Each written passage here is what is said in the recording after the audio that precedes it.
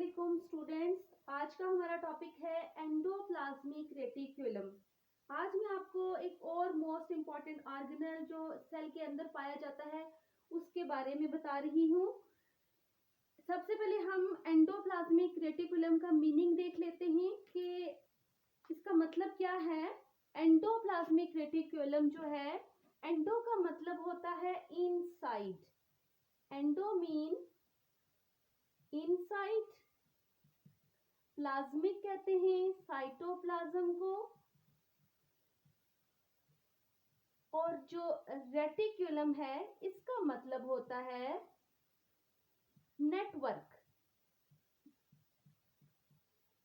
मतलब क्या इसका हुआ कि ट्यूब्यूल्स का ट्यूब्यूलर सिस्टम है, एक फ्लैटेंड सैक्स और ट्यूब्यूल्स का एक पूरा सिस्टम है जो कि सेल के साइटोप्लाज्म के अंदर प्रेजेंट होता है, इसलिए हम इसको एंडोप्लाज्मिक रेटिक्यूलम कहते हैं। एंडोप्लाज्मिक रेटिक्यूलम को सबसे पहले एक पोर्टर नामी साइंटिस्ट ने स्टडी किया था, जिसको इन 1945 में एक पोर्टर नामी साइंटिस्ट ने सबसे पहले एंडोप्लाज्मिक रेटिक्यूलम के बारे में बताया था। सबसे पहले हम इसकी डेफिनेशन देख लेते हैं। अगर हम एंडोप्लाज्मिक रेटिक्यूलम को इलेक्ट्रॉन माइक्रोस्कोप के अंदर स्टडी करें तो हमें वहां पे एक नालियों का, ये चैनल्स का एक पूरा एक नेटवर्क नजर आएगा जो कि सेल के न्यूक्लियर मेम्ब्रेन से लेके सेल के साइटोप्लाज्म तक फैला हुआ होगा। और ये पूरा का पूरा जो सिस्टम है जो न्यूक्लियर मेम्ब्रेन से स्टार्ट होता है और प्लाज्मा मेम्ब्रेन तक जाता है, उसको हम कहते हैं ये है एंडोप्लाज्मिक रेटिक्यूलम। ये मेम्ब्रेन्स जो होती हैं वेरी करती हैं फ्रॉम सेल टू सेल, और ये जो मटेरियल्स जो इन चैनल्स में या इन नालियों में जो प्रेजेंट होता है वो सेपरेट होता है साइटोप्लाज्मिक मटेरियल से। स्पेशल किस्म की जो मेम्ब्रेन्स होती हैं जो ट्यूब्यूलर भी हो सकती हैं और स्फेरिकल भी हो सकती हैं। स्फेरिकल मीन गोल होती हैं और ट्यूबुलर मीन ट्यूब लाइक इनकी जो स्ट्रक्चर होती है, और ये इनके जरिए से इनका जो इंटरनल कंटेंट है वो सेपरेट होता है फ्रॉम आउटर साइटोप्लाज्म, जिसके अंदर ये एंडोप्लाज्मिक रेटिक्यूलम पाया जाता है। और ये मेम्ब्रेन्स जो हैं स्फेरिकल भी हो सकती हैं और ट्यूब्यूलर भी, और इन मेम्ब्रेन्स को हम नाम देते हैं जिसका सिस्टर्निका, और इसकी इंटरनल जो स्पेस होती है उसको हम कहते हैं ल्यूमेन। ये तो हो गई इसकी डेफिनेशन। अब हम आते हैं इसकी टाइप्स की तरफ। एंडोप्लाज्मिक रेटिक्यूलम की दो टाइप्स होती हैं। Number 1 rough endoplasmic reticulum, second is smooth endoplasmic reticulum. अब मैं आपको इन दोनों का डिफरेंस बताऊंगी कि जो रफ एंडोप्लाज्मिक रेटिक्यूलम है इसको रफ एंडोप्लाज्मिक रेटिक्यूलम क्यों कहते हैं, और स्मूथ एंडोप्लाज्मिक रेटिक्यूलम को स्मूथ क्यों कहा जाता है। रफ इसलिए कहा जाता है, रफ सरफेस होती है इसकी due to special granular structures.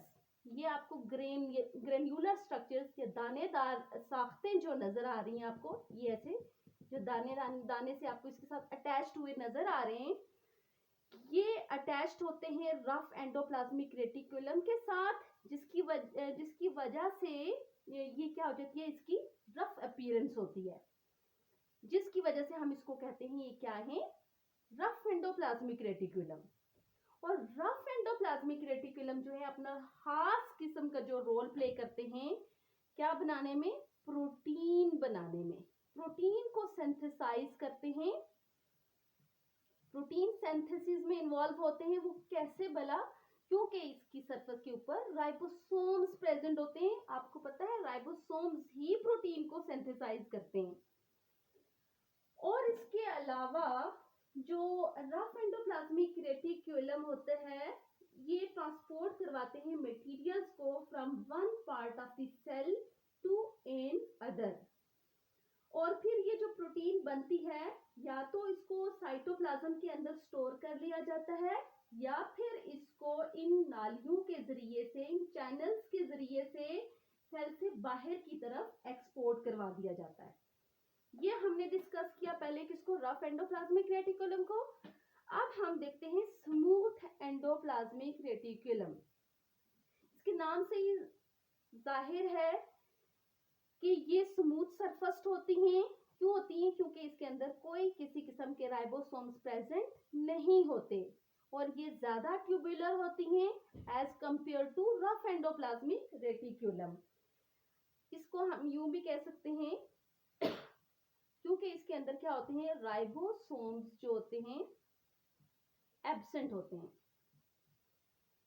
ये तो मेन डिफरेंस हो गया कि रफ एंडोप्लाज्मिक रेटिकुलम के अंदर राइबोसोम्स अटैच्ड होते हैं और स्मूथ एंडोप्लाज्मिक रेटिकुलम के साथ राइबोसोम प्रेजेंट नहीं होते।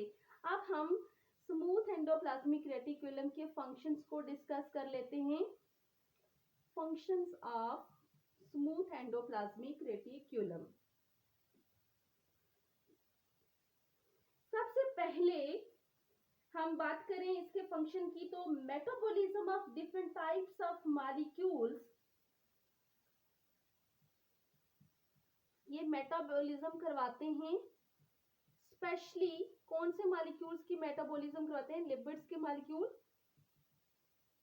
और ये लिपिड्स कौन कौन से हो सकते हैं, फास्फोलिपिड्स एंड कोलेस्ट्रॉल एटसेट्रा। एक और इम्पॉर्टेंट इनका फंक्शन होता है that is detoxification.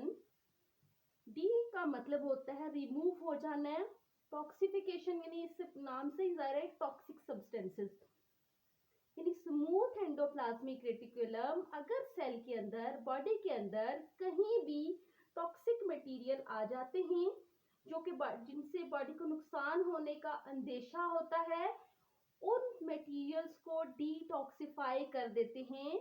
Detoxify mean remove कर देते हैं जहरीले मादों को, ताकि वो बॉडी को नुकसान ना पहुंचा सकें। या फॉर एग्जांपल कोई हार्मफुल ड्रग्स होती हैं उनको भी डिटॉक्सिफाई करते हैं। इसके अलावा इसका तीसरा फंक्शन होता है ट्रांसमिशन ऑफ इंपल्सेस। ये इंपल्सेस को ट्रांसमिट करते हैं। Transmission of impulses for example कहाँ पे, मसल सेल्स के अंदर या नर्व सेल्स के अंदर ये इंपल्सेस को ट्रांसमिट करवाते हैं। यानी कि मैसेजेस को एक जगह से दूसरी जगह तक पहुंचाने में भी SER इन्वॉल्व होते हैं, जिसकी वजह से सेल में, बॉडी में क्या होता है, कोऑर्डिनेशन मेंटेन होता है। इसके अलावा इनका एक और इम्पॉर्टेंट काम होता है कि वो मसल सेल के अंदर, एक और इम्पॉर्टेंट चीज आपको बता दूं कि इनको सार्कोलिमा के नाम से जाना जाता है। और इसका चौथा इम्पॉर्टेंट फंक्शन क्या होता है कि ट्रांसपोर्ट करवाते हैं मटेरियल्स की। हम कह सकते हैं ट्रांसपोर्टेशन। ट्रांसपोर्टेशन का मतलब क्या हुआ कि SER इम्पॉर्टेंट रोल प्ले करते हैं for the transport of materials from one part of the cell to the other। और इसके अलावा पांचवा इंपॉर्टेंट फंक्शन इसका होता है कि ये क्या करते हैं, सेल को मैकेनिकल सपोर्ट भी प्रोवाइड करते हैं along with rough endoplasmic reticulum. यानी दोनों टाइप्स के जो एंडोप्लाज्मिक रेटिकुलम है वो सेल को क्या करते हैं, मैकेनिकल सपोर्ट प्रोवाइड करते हैं, जिसकी वजह से सेल की शेप भी मेंटेन होती है। ये था आज का हमारा टॉपिक अबाउट एंडोप्लाज्मिक रेटिकुलम। अपना ख्याल रखिएगा स्टूडेंट्स। नेक्स्ट लेक्चर तक के लिए अल्लाह हाफ़िज़।